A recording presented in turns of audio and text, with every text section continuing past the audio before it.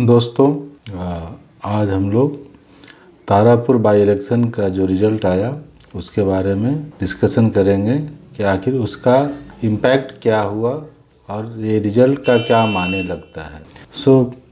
जैसा कि हम लोग जानते हैं, जेडीयू वहाँ से इलेक्शन जीता है और मार्जिन ज़्यादा नहीं, मात्र 3800 वोट से ही जीता है। और इसका बहुत मीनिंग निकलता, बिकॉज दोनों जो गठबंधन थी, आरजेडी को और जेडीयू का, दोनों को वोट वहाँ ज़्यादा आया है पिछले बार से। और इस बार देखा जाए तो वोट का पोलराइजेशन भी दोनों खेमा में ही हुआ है, क्योंकि वहाँ पे कांग्रेस को भी कम वोट आया है और चिराग को भी कम वोट आया है। इसका मतलब लोग सिर्फ दो ही गठबंधन को वोट देने के मूड में थे। अब देखा जाए, पिछले बार कांग्रेस के जो प्रत्याशी हैं राजेश मिश्रा, उनको 10,000 के वोट के आसपास आया था जब निर्दलीय खड़ा हुए थे 2020 में।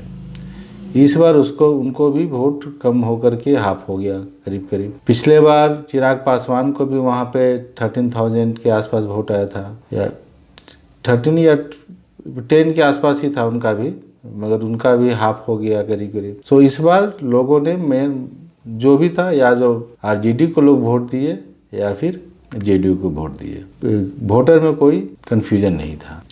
यहाँ पे आरजेडी ने काफ़ी सोच समझ के प्रत्याशी दिया था। वो बनिया कम्युनिटी से दिया था उन्होंने, क्योंकि उनको ये मानना था कि एमवाई तो वहाँ पे है ही है, और चूंकि हम बहुत कम मार्जिन से हारते हैं, पिछले बार भी बहुत कम ही मार्जिन से आरजेडी वहाँ हारी थी, करीब 4-5 हज़ार वोट से ही हारी थी। तो उनका ये मानना है कि अगर हम ये 4-5 हज़ार वोट का अगर हम ये कर लेंगे जुगाड़, तो हमारा काम हो जाएगा। तो इसीलिए उन्होंने, चूँकि वहाँ पे वैश्यों की संख्या भी तकरीबन 25,000 के आसपास है, 25,000 से कुछ लोग 35,000 भी बोल देते हैं। तो उनको ये था कि अगर हम वैश्य जाति से अगर हम वहाँ पे कैंडिडेट देंगे तो शायद ये पॉसिबल है कि हम उतना कवर कर लेंगे, तो हम ये जीत सकते हैं सीट। इसीलिए उन्होंने वैसा किया था।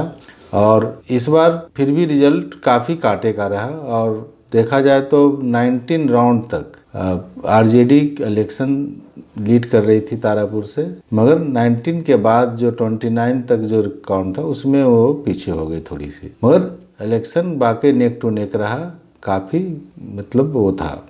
तो अगर अब देखेंगे कि राजेश मिश्रा, जैसे कि बात हम लोग कर रहे थे कि निर्दलीय खड़ा होकर 10,000 लिया वोट आया था उनका पिछले बार, और वो ब्राह्मण कम्युनिटी से बिलोंग करते हैं, मगर उनका भी वोट आधा हो गया। इसका मतलब ब्राह्मणों ने भी काफ़ी हद तक एनडीए के पक्ष में वोट किया। और एलजेपी ने वहाँ पे जो वोट, अगर जिनको टिकट दिया था वो राजपूत कम्युनिटी से थे, मगर वहाँ पे राजपूतों की संख्या भी काफ़ी अच्छी खासियत, कहा जाता है कि 35,000 तक के आसपास है, और उनको भी वोट बहुत कम आया। तो उनको भी राजपूतों ने वोट न के बराबर ही दिया, उन्होंने भी एनडीए को। यानी कि कहीं न कहीं लोगों में ये था कि किसी तरह से आरजेडी जो एंटी लालू वोट थी वो कंसोलिडेट हुआ, उसी तरह आरजेडी के तरफ भी वोट कंसोलिडेट हुआ, और उनको भी वही लोग वोट दिए जो उनका वोटर थे। तो इस वजह से बाकियों का वहाँ पे कोई खास स्कोप रहा नहीं, बाकियों का जमानत जब्त हो गया, सिर्फ 2 का स्टेट फाइट हुआ वहाँ पे। अब देखा जाए तो वोट दोनों का बढ़ा, और फाइनली, मगर इस बार इलेक्शन में पैसे का पावर बहुत खर्च हुआ, वहाँ पे पानी की तरह पैसा बहाया गया इलेक्शन को जीतने के लिए। ये इस बार जो देखा गया है बहुत बड़ा एक ट्रेंड था, और धीरे धीरे इलेक्शन जो है बहुत महंगा खर्चीला होता जा रहा है।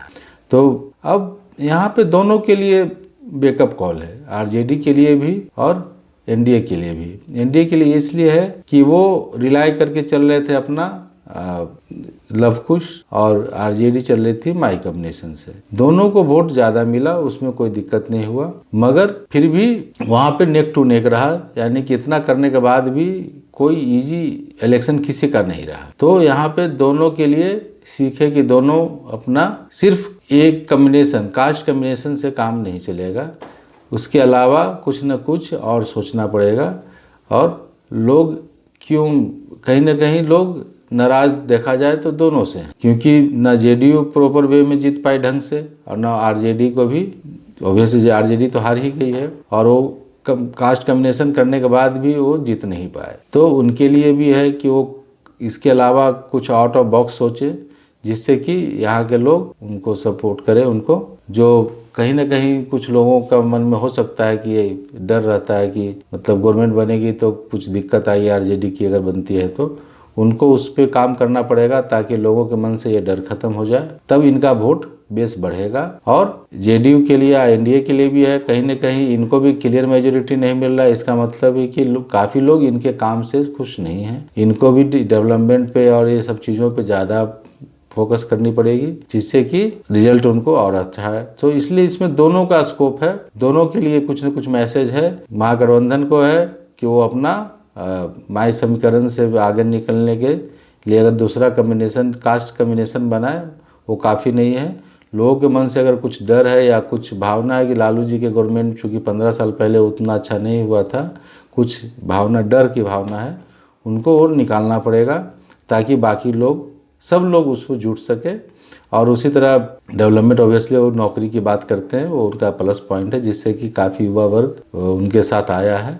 मगर कहीं न कहीं जो बुजुर्ग लोग हैं जो उस 15 साल पहले का शासन को देखे हैं, उनके मन में थोड़ी डर होती है।